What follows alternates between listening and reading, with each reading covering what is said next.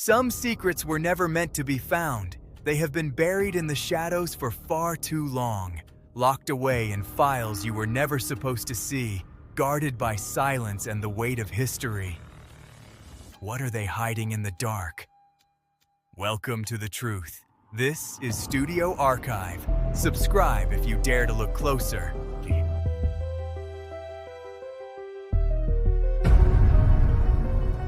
Yucca Flat, Nevada, May 19, 1953.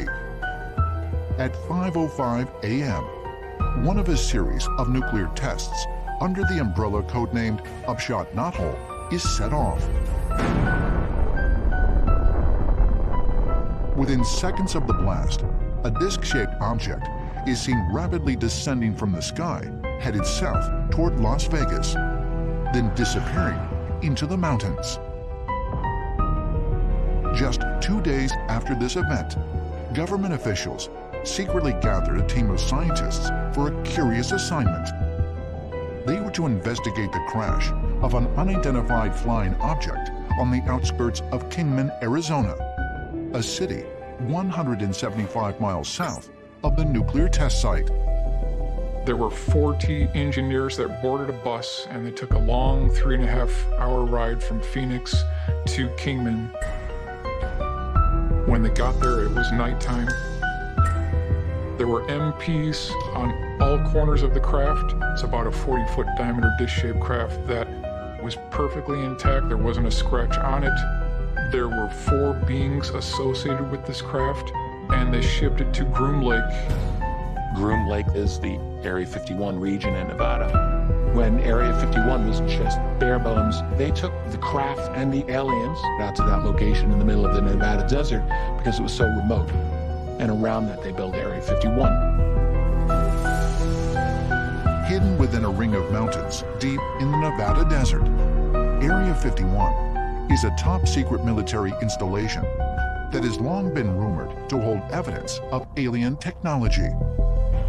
And there are even stories that a special facility at Area 51 once held a survivor of the 1953 Kingman UFO crash, an alien entity known as J-Rod. J-Rod is an alien who allegedly worked at Area 51 over a period of years, and it was J-Rod's mission or duty to help reverse engineer technology that was apparently from the 1953 Kingman UFO crash. J-Rod was one of the crash survivors and worked directly with our own government. Captain Bill Uhouse, a former Navy pilot who later worked for the U.S. Air Force performing experimental testing on aircraft, was assigned to Area 51 in the mid-1960s. And he claims that he not only studied the craft that allegedly crashed in Kingman, Arizona, but also had direct contact with J-Rod. We had a long period of introduction into meetings, in the aliens. And I called him J-Rod. That's the name that the linguist gave him. And he would talk, but he'd sound just like, if you spoke, he'd sound like you. He's like one of the parrot. But he'd try and answer your question. Basically, it was only engineering advice or science advice. There's also another whistleblower by the name of Dan Burish. And Dan Burish said that he was hired as a microbiologist to basically care for J-Rod, ensuring that he remained healthy. And this went on for years and years and years. According to Dan Burish and Bill Uhouse, J-Rod was housed in a special underground chamber at Area 51. And there have been numerous other accounts of extraterrestrials working with the United States government. There's a lot of stories that we worked with the aliens at Area 51, or some say at a base nearby, kind of in the desert out there. And we've been working with them in underground labs, and they have been sharing information for us to enhance our technologies. Is it possible that the United States government has met with and worked with entities like J-Rod and other alien visitors since at least the 1950s? According to UFO researchers, there is evidence that extraterrestrials have not only been held at secret military bases, but have even met face-to-face with the commander-in-chief inside the walls of the Pentagon. One of the most detailed accounts of a presidential close encounter is the story of an otherworldly visitor named Valiant Thor. The story of Valiant Thor comes from a gentleman by the name of Frank Stranges, who's a chaplain and apparently held a top secret clearance. As the story goes, in 1957, a UFO landed in Virginia, very close to Washington, D.C. Police officers were called to the scene, and out stepped a human-looking gentleman who wanted to visit with then President Eisenhower. He was taken directly to the Pentagon and was able to arrange a meeting with President Eisenhower. In this meeting, he basically stated that he was very much concerned about our use of nuclear weapons. Just as another country would post an ambassador to the United States, the theory was that Valiant Thor was the ambassador from the extraterrestrials, and he was from time to time advising President Eisenhower and the US government on policy issues. This idea that an actual physical extraterrestrial visitor could potentially be influencing the course of the world is a possibility. I am sure there's envoys out there that do the same thing, not just on a planet, but in entire planetary systems. Burbank, California, June 1943. In the midst of World War II, the government presses the Lockheed Aircraft Corporation to develop the next generation of military planes. Jet fighters designed to outflank propeller aircraft and help turn the tide of war. A team headed by Lockheed engineer Clarence Kelly Johnson delivers the first production model in just 143 days. Their P-80 Shooting Star initiates the jet age for the U.S. military. Kelly Johnson's secret research and development team ultimately becomes known as Skunk Works.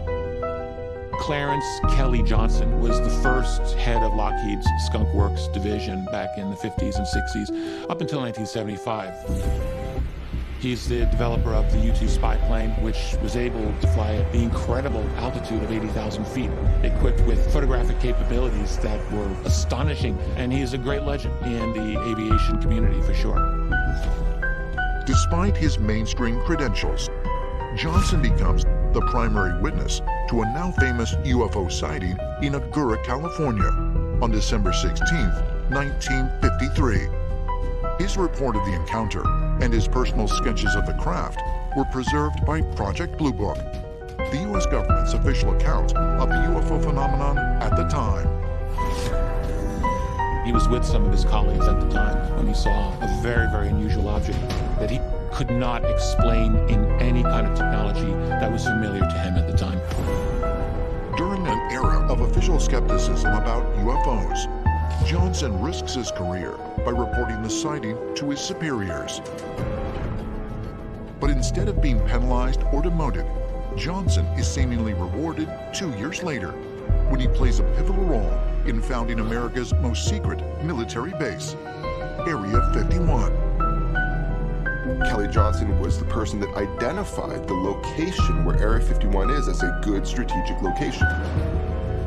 It is fundamentally located in the right part of the world without prying eyes. But was Area 51 founded merely to test experimental aircraft, as the military insists? Or did Kelly Johnson choose the location as the best place to reverse engineer the very alien spacecraft he believed he saw with his own eyes. Rachel, Nevada, March 17th, 2018. Just outside the perimeter of Area 51, Georgios Tsoukalos meets with researcher Wolf McLaren and mining expert Christian Greneau. They are here to investigate rumors of an alleged tunnel network that lies beneath Area 51. This is amazing, isn't it? Wolf and Christian believe this location, the Tempute Mine, is one of several old Nevada mines that have been used to expand operations at Area 51, deep underground. I'm a miner about 100 miles north of Area 51 here, and I've been mining there since 1992. I also own a mine in Goldfield, so I'm just an avid miner. You know, I search these out. So what can you tell us about Area 51? Area 51, what you see like on Google imagery, that was the 50s, 60s, and 70s. Since then, they've gone down. Everything they do is underground. And what evidence have you come across as a miner that would corroborate your idea? People are questioning, well, if they're going down, where's all the dirt going? Well, it's going to these nearby mines. And they're putting it in huge mountains and they're heap leaching it. By the time they're done heap leaching a huge mountain, it goes down to nothing. Now, to the uninitiated, what does heap leaching mean? It is they pile the ore up into a large mountain, hundreds of feet high. And they run hoses all the way through it, like every 2 feet. And they leach in mercury and cyanide. And what that does, it'll take boulders this large and actually just bring them down to nothing. Really? Yeah. Is the government using heap leaching inside the Tempute Mine in order to hide the massive amounts of dirt being removed in the course of their digging operations? But if so, how is the government able to conduct such an enormous operation without arousing the suspicion of the local miners? These mines around here have the gold, silver, lead, so any mine would be more than happy to accept the ore. And it's kind of like hush-up money. I've witnessed this hush-up and dealt with this a lot. Hush-up of what? Hush-up of the base, to the tunnels of Area 51. Okay. It's sort of self-explanatory that the reason why people would go underground is if there are experiments going on, that there's no interference or less interference. Exactly, yeah. Has the U.S. military been expanding its operations at Area 51, not outward, but downward, in order to keep its top-secret work even more secret than before? It is my own belief, based on a lot of good research, that there is most likely a large, I would even say vast, web of interconnected underground bases and tunnels that exist. They originally started doing it, by the way, just to protect against an atomic strike that could have happened from the Soviet Union, and you need secure underground facilities. Well, they took that and just ran with it. There are those that believe that the underground operations being conducted at Area 51 are only the tip of an enormous iceberg. Is it just one of many secret government facilities, each connected to each other by a vast network of underground high-speed trains? And underground train system is said to be centered around Cheyenne Mountain in Colorado Springs. This is a mountain that has been hollowed out by the U.S. military. It's the NORAD Central Command. And they go from Cheyenne Mountain in Colorado Springs to Dulce, New Mexico, which is said to have an extraterrestrial underground base. Then it goes to Los Alamos in New Mexico, then to Albuquerque and to Roswell and to Area 51 in Nevada. All of these military bases are essentially connected by a secret underground subway system. Beale Air Force Base, 1967. U.S. Air Force Captain David Freehoff joins an elite group of pilots flying America's most sophisticated spy plane, the SR-71. I was an SR-71 pilot for 4.5 years. The aircraft, as far as performance went, it was an hour from coast to coast. It would warp your mind with that kind of performance. And you just felt so proud that you had an opportunity to fly that airplane and to be a part of that unit and those people. It was family. No one is surprised when the military assigns such an elite pilot to duties at America's most top-secret Air Force base. I worked at Area 51 for 6 years, from 1979 till 1985. You had to have a special clearance, a top-secret SBI, Special Background Investigation. Fortunately, I had gotten that while I was flying the SR, so it was an easy transition for me to move from the SR-71 and my clearances and all over into Area 51. Along with his colleagues, Freehoff commuted each day from McCarran Airport in Las Vegas to Area 51 using a mysterious government carrier named Janet Airlines. One of the great stories about Area 51 comes from engineer T.D. Barnes. Here's what he said. If there are UFOs being reverse engineered at this base, I wouldn't know about it because you flew out in an airline, Janet Airlines, and the windows were blacked out, so you didn't know where you were going. Freehoff noticed that on his daily commutes, a select group of scientists and military personnel also boarded the Janet 737 in Las Vegas. When the plane landed at Area 51, this group boarded a bus and headed to an even more secretive facility codenamed Site 4, or S4. When I was there, we knew about S4, but we didn't know what they did. All we knew is there were certain people that got on the 737 in the morning, and we got to Area 51, they would take and go off in a different direction in the bus, and then we went on to the north, going up towards the hangars. Freehoff never knew exactly what was going on at Site 4 during his time at Area 51. But when he heard Bob Lazar's story years later, he found that Lazar's description of flying to Area 51 on a Janet 737 and traveling to S4 rang true in every detail. When I heard Bob Lazar describe getting on the 737 and fly to Area 51 and get off and go through the terminal and go to S4, and everything he talked about and the way he put it, he sounded totally believable to me. Critics contend that no actual eyewitnesses have ever come forward to confirm that Lazar worked at Area 51, much less at Site 4. But Freehoff claims otherwise. I know people that had worked for me that after I left there, they had seen Bob Lazar there, and they admitted that to me recently. I know that his critics piled on because obviously they did not want the word to come out that there were in fact UFOs in our possession, and that he was revealing a capability to perhaps our enemies that we in fact were an alien technology.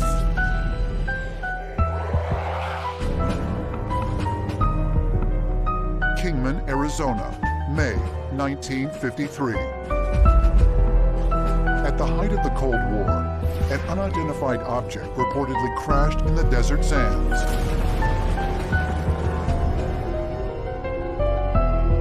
What remained was allegedly sent to America's most top-secret facility, Area 51.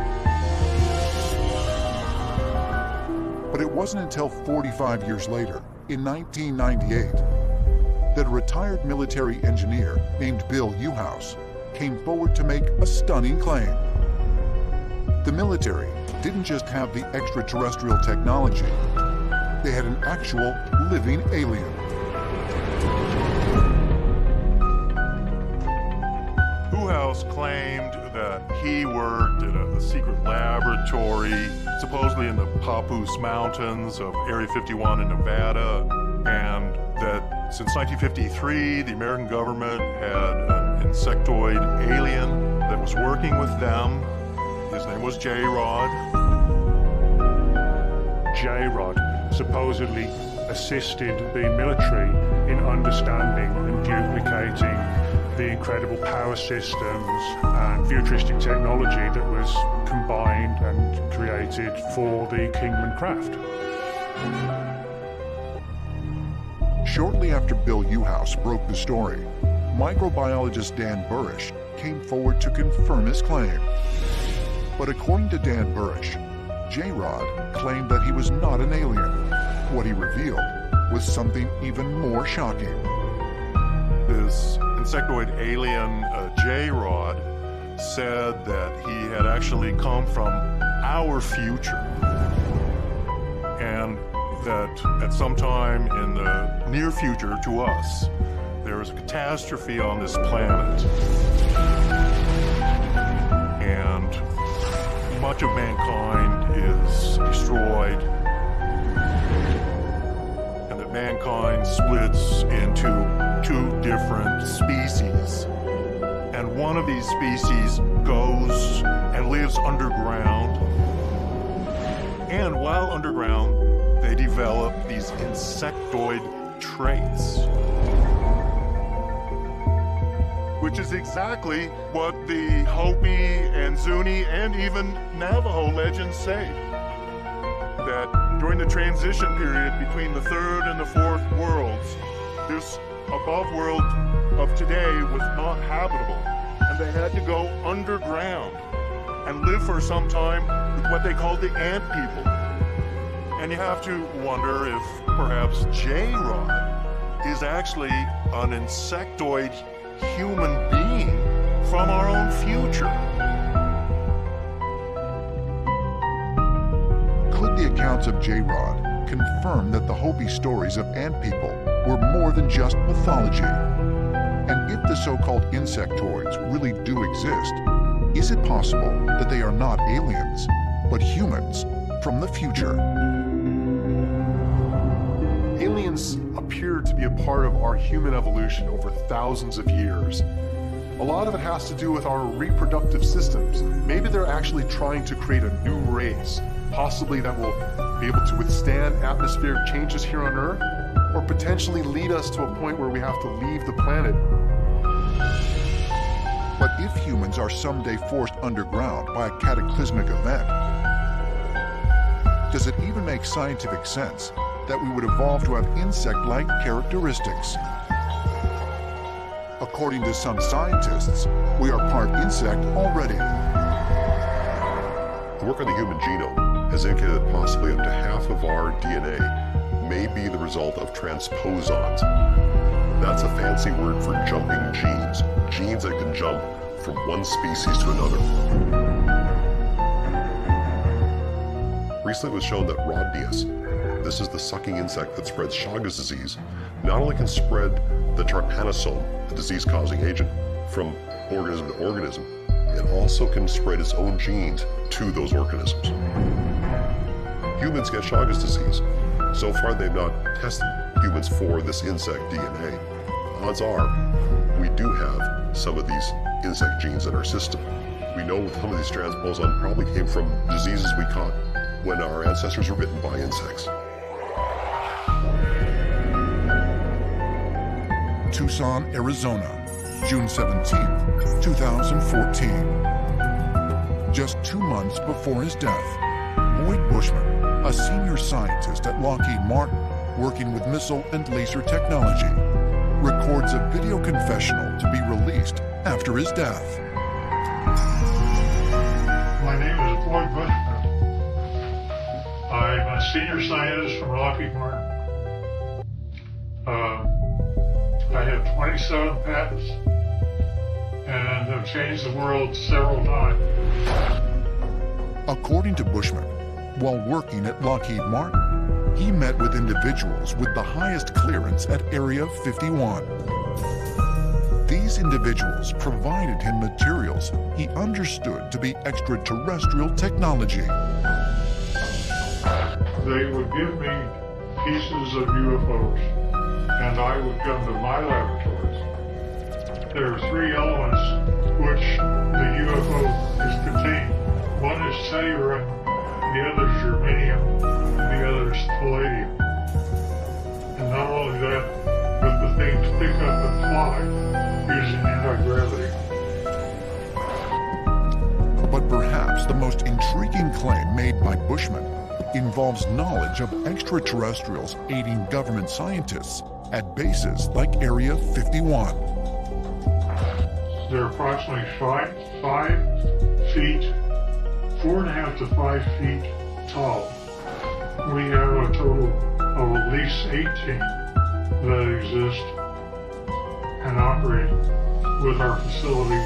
Now notice the eyes are different, nose are different, but they do have 5 fingers, 5 toes, 2 eyes.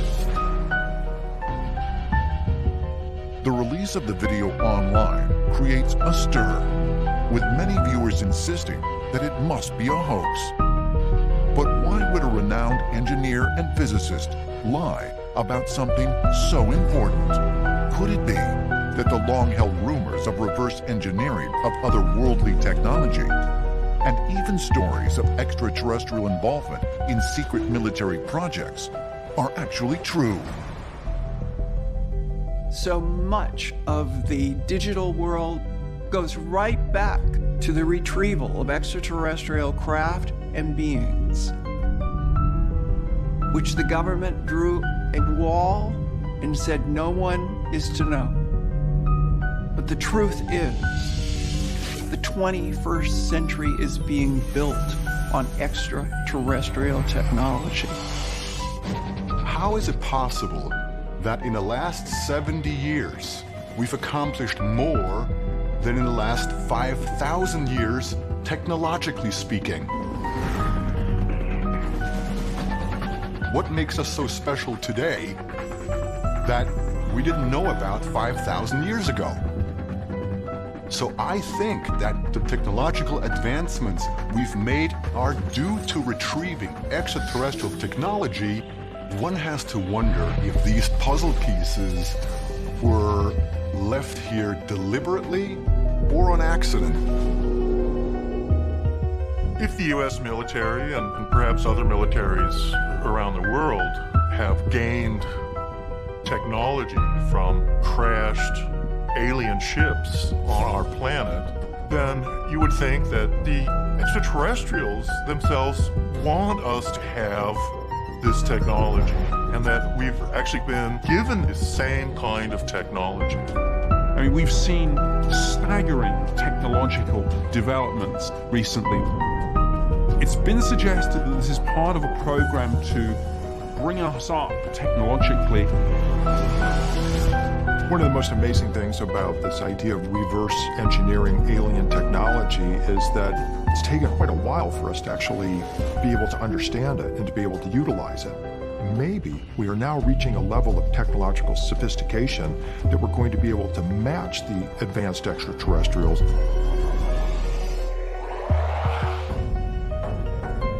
Langley, Virginia, August 15th, 2013. After decades of secrecy, denials, and cover-ups, the CIA declassifies documents which acknowledge the existence of a top-secret military research facility known as Area 51. This was an historic announcement. Finally, these years of rumors that the UFO community and the conspiracy theory community had been claiming to be true had been validated. The federal government was forced to acknowledge the existence of the Area 51 base because of a Freedom of Information Act request. It took them over a decade to actually respond, but in the end, they eventually had to admit what everybody already knew, which was that Area 51 did exist. Since 1955, this top-secret base, located in the remote desert of southern Nevada, has been considered the epicenter of the military's most classified projects, from the U-2 spy plane to the F-117 stealth fighter. But many believe that in the darkest corners of Area 51 lurks an even bigger secret, one that hides the ultimate evidence of extraterrestrial contact. while the admission that Area 51 existed was important, it didn't go far enough for many people who were hoping that the government was going to confirm all the rumors about crashed UFOs and recovered alien technology were true. But the government said nothing about that. They only gave us the exact minimal amount of information that was requested. They did not give us any more information, and they certainly appear to still be covering up what exactly goes on at Area 51. Over the years, there have been a number of claims by people who've been associated with Area 51, who've spoken to journalists or whistleblowers, in which they have stated quite explicitly that there is extraterrestrial technology at Area 51. The theory was that they had hired propulsion experts, engineers, physicists, to reverse engineer alien propulsion technology, which was so far in advance of ours, and they were doing that at Area 51.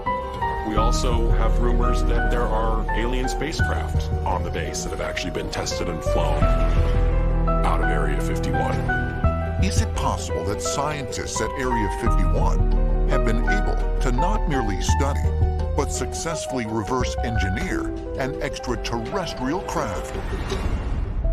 For 30 years, people have gone to the perimeter with binoculars, telescopes, and they've seen bright objects moving in angular motions or zigzag motions and in ways that seem to be well beyond anything that we have ever seen, and propulsion technology that's not readily identifiable.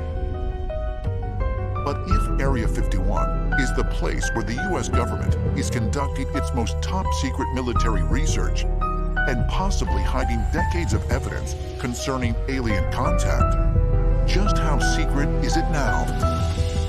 If everyone knows that it exists and what kind of work is done there, could Area 51 have outlived its purpose as a strategic military asset?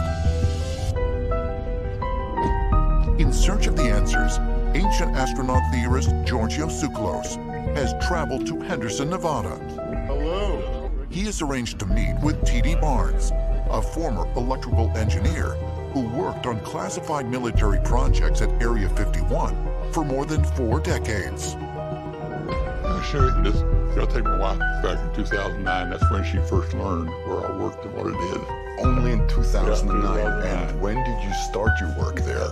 I actually started in 1960. So almost 50 years. You kept it a secret from your She wife. had no idea. And what did you work on? No, I was radar, electronics, mostly Soviet. Okay. Let's hypothetically say that a UFO crashes and you get a hold of it.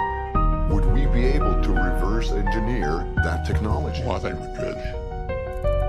Even back in the 1980s, we had what's called the rods from God that we put into space in orbit, and that they were nothing but rods that you could release, and just the speed in which they would re-enter the Earth's atmosphere. They were designed to penetrate bunkers and things like this. Wow. I mean, for all intents and purposes, that was a secret space program. Do you think that this secret space program still exists today? Oh, much more, I'm sure. It's much more. You imagine now what we developed back then, they were able to apply later on. You just leapfrog into technology. Okay. Now, while you were working there, did you ever see anything weird up in the sky? Oh, absolutely. Planes that no one else has ever seen. They had no wings, just flying bathtub. You see something like that, it was like flying saucer. Wow. In your estimation, when you read these stories about some companies trying to develop a warp drive or even an antimatter propulsion system, is this something actually achievable?